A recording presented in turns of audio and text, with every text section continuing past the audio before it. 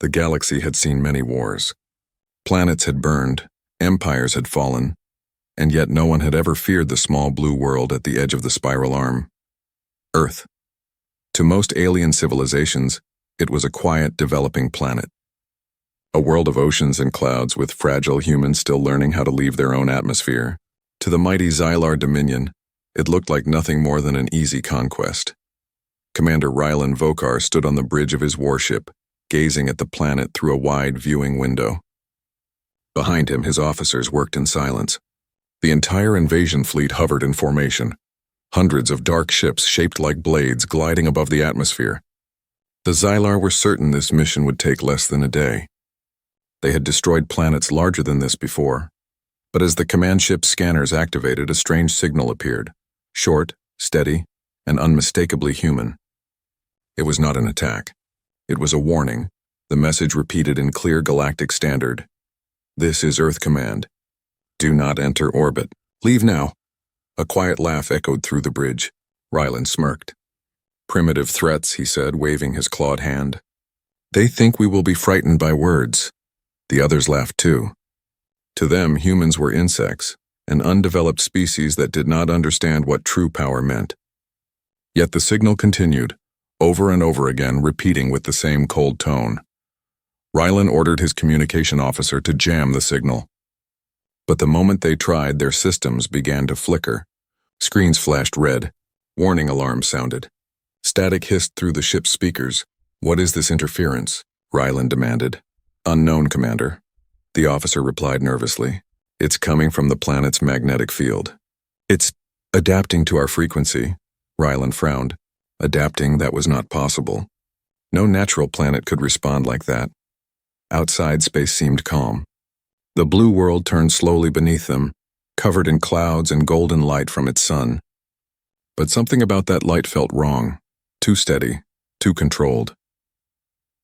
In the command room, one of the younger officers spoke quietly. Commander, maybe we should wait for analysis before entering orbit. Rylan turned sharply, his eyes glowing. Are you suggesting fear of them? He pointed toward the planet. They are children with toys. Our ships carry weapons that can burn moons. Proceed with descent, engines roared. The fleet began its slow dive toward Earth's atmosphere. Then the first ship vanished. No explosion. No signal, just gone. The sensors showed a flash of energy like lightning, then nothing. Rylan froze, staring at the screen. Find it now. The crew searched. They found only a drifting trail of metallic dust. One by one, other ships began to flicker on the radar. Some disappeared completely. Others lost power, falling toward the ocean below. The officer's laughter was gone now. The bridge filled with silence and fear.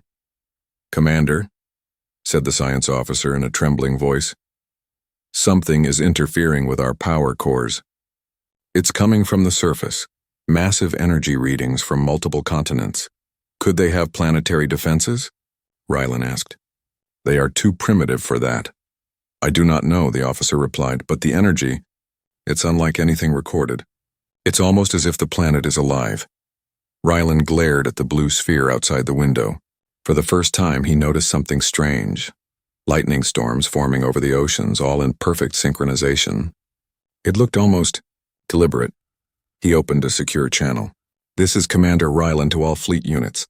Maintain orbit altitude. Do not descend until further command, but it was too late. Many ships were already too deep in the atmosphere. Their voices filled the comms, screaming, panicking, fading one after another. Control is lost. Engines offline. It's pulling us down, one officer shouted. Gravitational distortion detected, Commander. It's targeting us individually. Rylan's claws tightened on the armrest. Targeting by whom? By Earth, sir, the officer whispered. The command deck fell silent again. Outside, the clouds parted. Beneath them, flashes of orange light glowed from deep within the oceans and mountains. Strange metallic structures emerged from the water, rising like ancient beasts waking from sleep. The fleet's radar filled with new signatures, hundreds of them, all launching from beneath the planet's surface. Unidentified vessels approaching, the scanner officer said in disbelief. They are human in design, but no record of such ships exists. They are stealth class, fully cloaked, powered by antimatter drives. Ryland's heart pounded. That is impossible. A calm voice broke through the comms again, the same voice as before. You were warned. And then came the first strike. A massive beam of light burst from Earth's atmosphere, hitting one of the Xylar dreadnoughts. The explosion lit up space like a second sun. Shockwaves tore through nearby ships. The human voice spoke again. Still calm, still emotionless. We offered peace. You chose arrogance. Now you will see what silence means. Ryland shouted orders, trying to regroup, but communications were failing. The humans had jammed every channel. His ships were falling out of formation, their engines dead. Through the chaos, Ryland stared at the planet one last time. For the first time in his life, he felt something new. Fear. He finally understood the meaning of the message. The humans had not threatened them. They had warned them. Below, lightning flared across the world like veins of light. Mountains shifted. The oceans glowed red. Earth was not a helpless world. It was a weapon, waiting for those foolish enough to challenge it. Ryland's voice trembled as he whispered, "What kind of planet are you?" No one answered. Only the silence of space and the calm hum of the planet that had just awakened. The morning after the warning, space above Earth turned into chaos. The once proud Xylar fleet, the Skyburners, floated in disarray, their perfect formation shattered. Flames and fragments of their ships drifted across the upper atmosphere like dying stars. What had begun as an easy conquest now looked like the end of an empire. Commander Ryland Vokar stood in disbelief as the command bridge shook. Sparks rained from the ceiling, lights flickered, and the metallic scent of smoke filled the air. His officers shouted over alarms, their hands trembling across holographic controls. Shields are collapsing. Power cores offline on 3 ships! Atmospheric interference is increasing. It's like the air itself is fighting us. Ryland gritted his teeth. Regain control. Fire on the surface. Show them who commands the stars.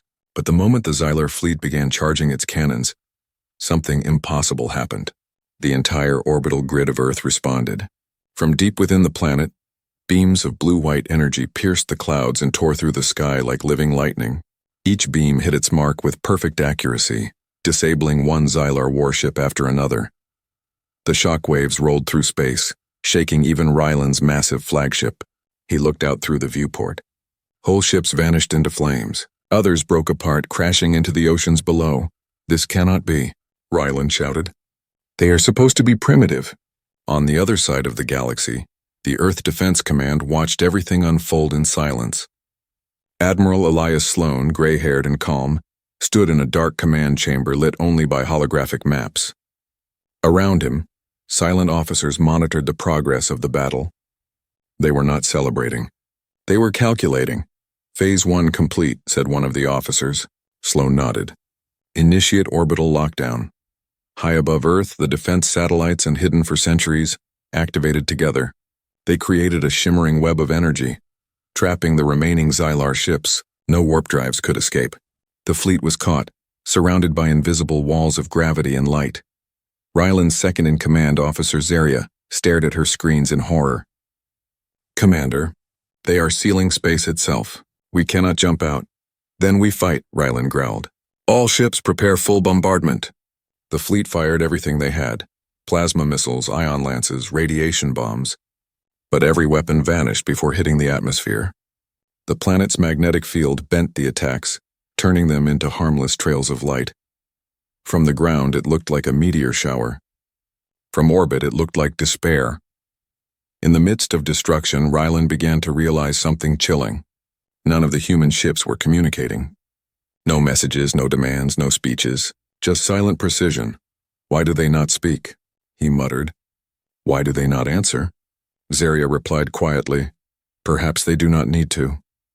Down on Earth, Admiral Sloan watched as more alien ships fell from the sky. His voice was calm, almost emotionless. They called us weak, he said. They never understood, and silence is not fear. It is preparation. The command center remained quiet. There was no victory cheer, no announcement. Only quiet control. Humanity's vengeance was not born from rage. It was born from memory. On the bridge of the last Xylar dreadnought, Ryland saw Earth glowing faintly beneath him, its blue surface now streaked with orange energy veins pulsing across continents. He knew it was over, but his pride refused to admit it. He slammed his fist on the console. If we die, we take them with us. Aim at their capital. Fire everything we have. But the dreadnought never fired. A blinding flash filled the bridge as one of Earth's defense beams struck directly through the ship's core. The walls melted, the air turned to fire, and Ryland's world went silent. As his vision faded, he looked at Earth one last time. For a brief moment, he thought he saw faces in the clouds, shadows of something vast and ancient watching him. Then, nothing. Hours later, silence returned to orbit. All that remained were the drifting remains of the Xylar Armada. Admiral Sloan stood before the holographic map. The red dots marking enemy ships blinked out one by one. "Status report," he said softly. "All hostiles neutralized, sir," an officer replied. "No survivors detected." Sloan nodded once.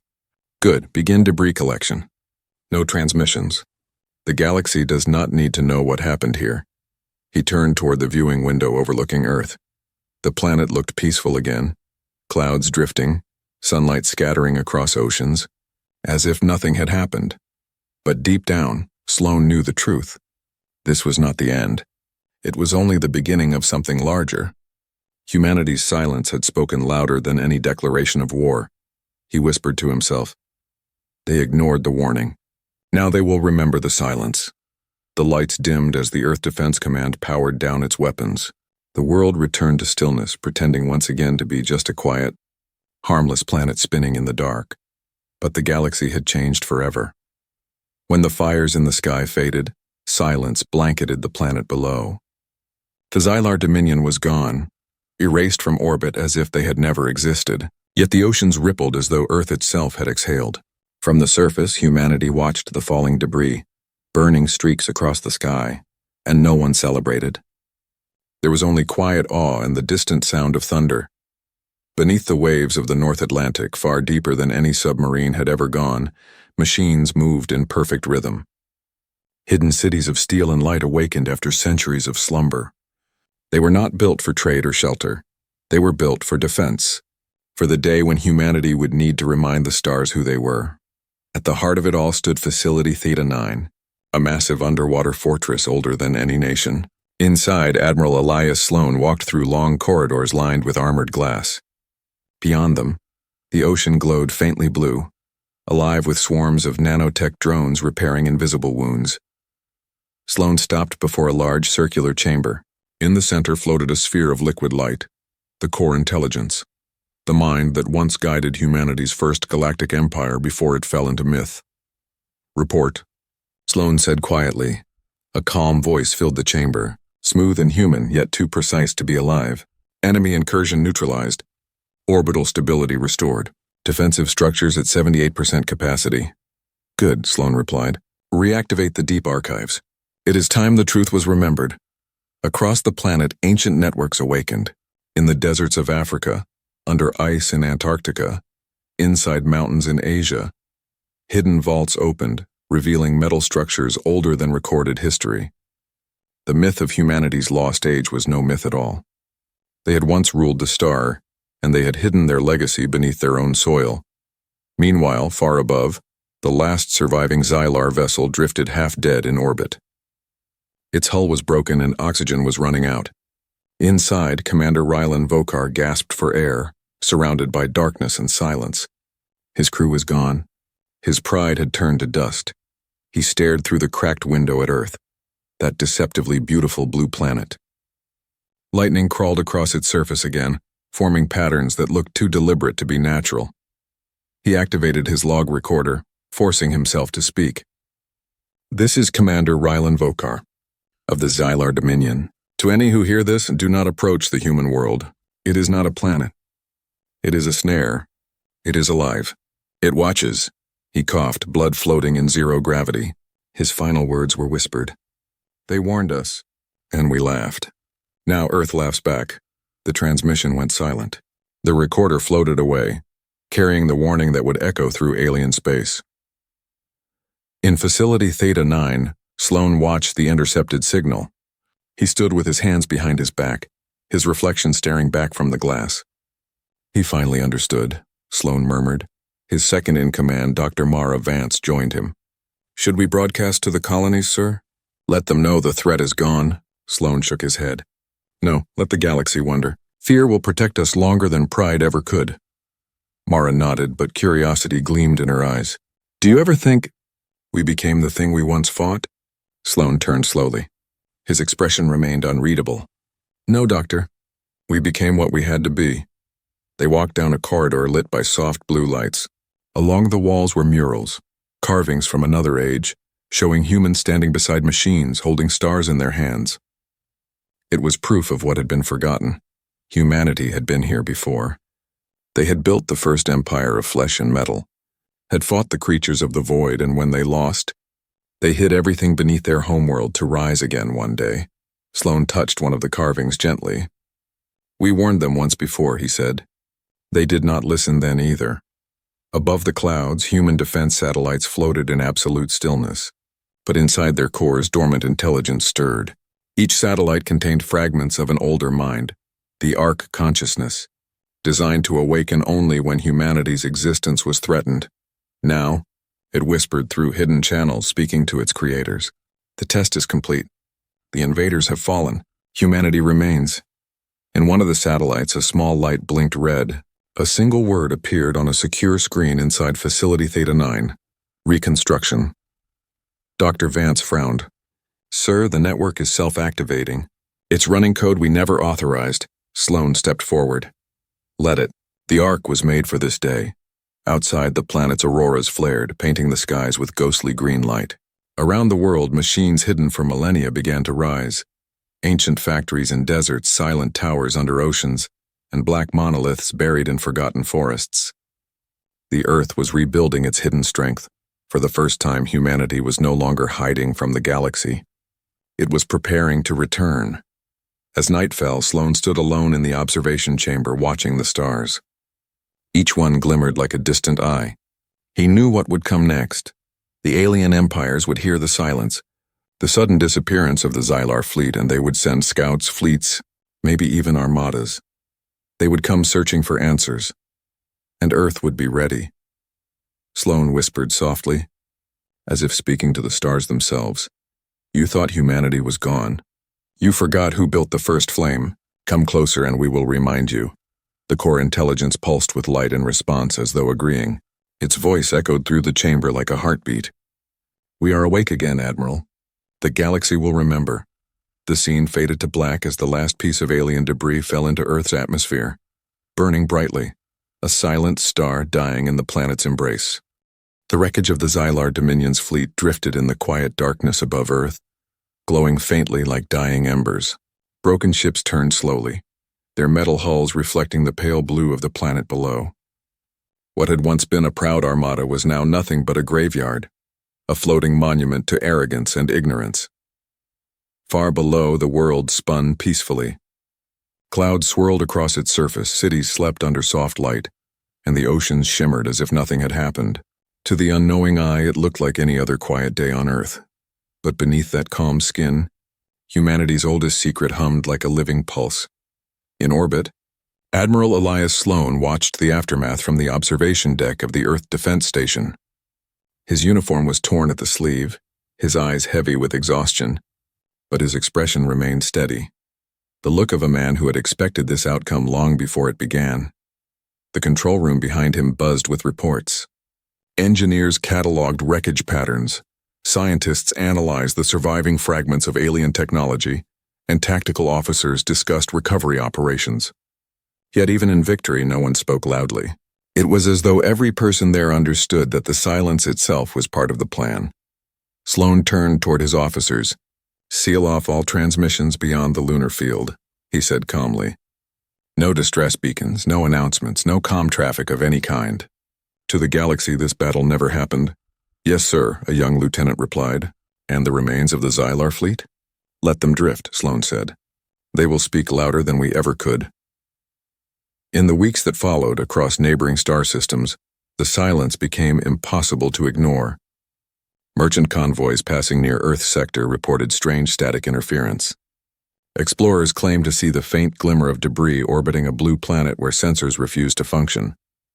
Rumors began to spread, whispers of a species that had destroyed an empire without ever leaving their homeworld. The galaxy had never feared humanity before. Now it could not stop fearing them. At the edge of a distant nebula, a council of alien leaders gathered in a colossal citadel. They represented the major empires, the Cathari Collective, the Voran Hierarchy, the Vask Dominion, all once allies or rivals of the Xylar. For centuries, they had mocked humans as relics of an earlier age, creatures too emotional to survive among the stars. But now, the tone had changed. An elder from the Cathari, her skin glimmering with scales like silver glass, spoke first. "We have received no signals from the Xylar fleet for 6 rotations.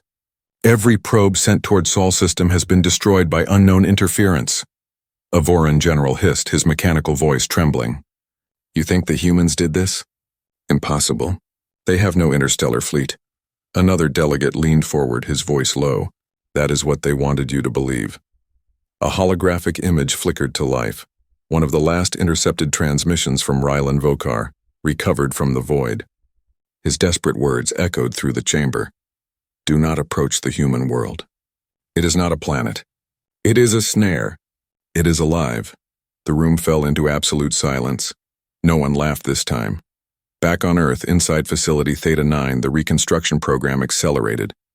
Hidden cities under the seas, ancient foundries inside mountains, and forgotten stations orbiting nearby moons began reactivating after thousands of years.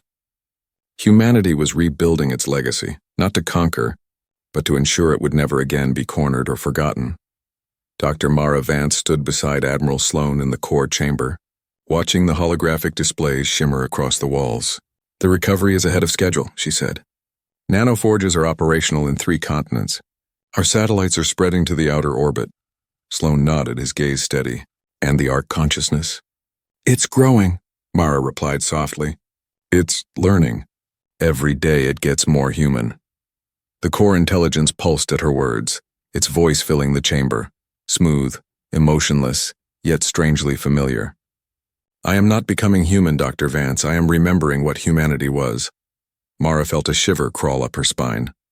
The AI had been built long before her time, by ancestors whose technology modern humans could barely comprehend. Now it seemed to be waking piece by piece like an ancient god remembering its own name. Sloan stepped closer to the glowing sphere. "Tell me, Core," he said. "What is your purpose now that Earth is secure?" The light dimmed for a moment, then pulsed again, brighter, to make sure they never forget again. In the skies above, cleanup drones moved silently, collecting fragments of alien metal and bone. Some pieces were stored for study. Others were melted into the Earth itself, recycled into the very planet the aliens had tried to destroy. It was a quiet revenge, slow and poetic, just as Sloan preferred. The Admiral's final report was short, written in plain words and sealed in encrypted code. The warning was ignored. The lesson has been taught. Earth endures. He sent the report into the global archive and deleted all public logs of the battle. To history, it would be nothing more than a day of atmospheric anomalies, unexplained lights and falling debris. Humanity would sleep in peace again, unaware of how close the stars had come to devouring them. But deep beneath the oceans and mountains, the old machines continued to hum. The Ark continued to think, and somewhere far across the galaxy, new empires were already trembling. One quiet night, Sloan returned to the observation deck alone. The stars looked calm again, the same lights that had watched over humanity since the beginning. Yet he knew those stars were now watching with new eyes. He whispered softly, his voice almost a prayer. "We warned them once. They laughed. We warned them twice. They fell. If they ever come again, we will not warn them at all." The Core's voice responded in a whisper that only he could hear, "And the galaxy will remember the silence of Earth." As the camera pulled away, the blue planet hung like a jewel in the endless dark. Small, quiet, beautiful, and absolutely terrifying to anyone who knew what slept beneath its clouds. The story closed not with thunder or fire, but with silence, the silence that only true power can command.